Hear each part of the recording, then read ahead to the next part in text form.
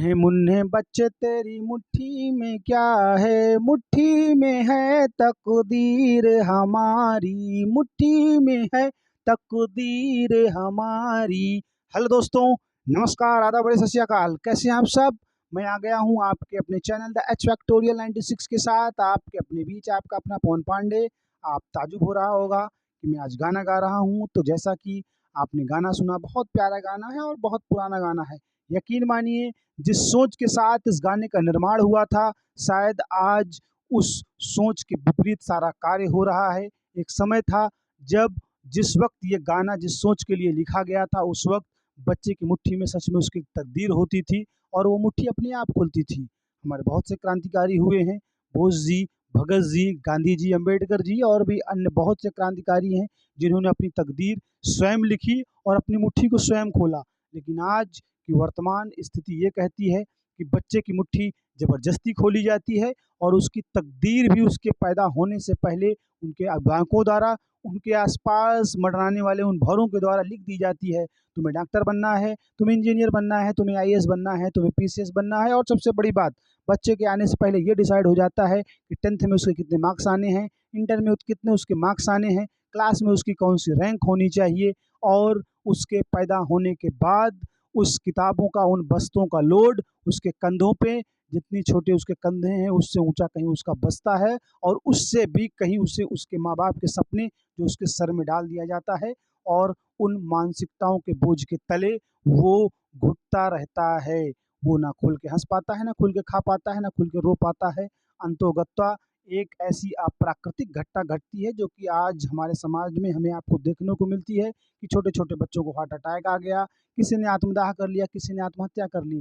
क्यों? क्योंकि जिस सपने के साथ उनको स्कूल भेजा जाता है, वो उस सपने को अगर पूरा नहीं कर पाते तो वो हीन भावना के साथ उनके मन में ये भाव आता है कि हम अपने माँ बाप के सामने कैसे जाएंगे। उससे अच्छा माँ बाप से मिलने से बेहतर वो मौत को गले लगाना समझते हैं।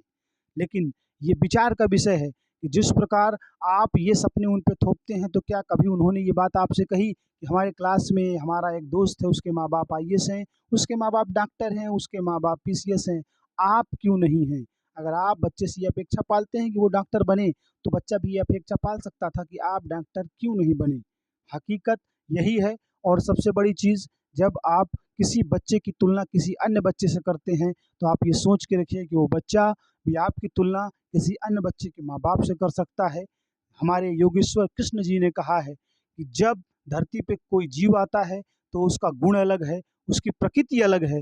जब भगवान ने ही ये बात कह दी कि धरती पे आने वाला मनुष्य एक खास गुण, एक खास प्रकृति के साथ आता है, तो उन लोगों के बीच में समानताएं कैसी हो सकती हैं और हम आप कौन होते हैं उनके बीच में समानता करने वाले। अगर यही चीज़ सचिन तेंदुलकर के माता पिता ने कहा होता कि बेटा तुमको डॉक्टर बनना है, तो आज क्रिकेटर भगवान शायद कोई और होता और क्रिकेट की दुनिया का बादशाह सचिन तेंदुलकर नहीं हो सकता था। अगर लता मंगेशकर की अम्मा ने ये बात कही होती कि बिटिया तुमको जो है गाना नहीं गाना है, तुमको एक पीसीएस अधिकारी बनना है, तो शायद आज सुरों की देवी लता मंगेशकर जी नहीं होती, कोई और होता। तो ये बात बहुत सोच का है। आप यकीन मानिए कि जिसको जो करना है, जिसकी जो प्रकृति है, उसको देखते हुए उसको खुल के करने दीजिए। क्योंकि जब वो करने पे आएगा जो उसके दिल को पसंद है, जो उसको ज़हन के पसंद है, जो उसके दिमाग में है, तो शायद वो उस क्षेत्र में बेहतर नहीं, एक चमत्कार करे। और हकीकत यही है कि किसी को देख के उसके तरह बनने की गई कोशिश खुद पे किए गए यकीन के साथ विश्वासघात है।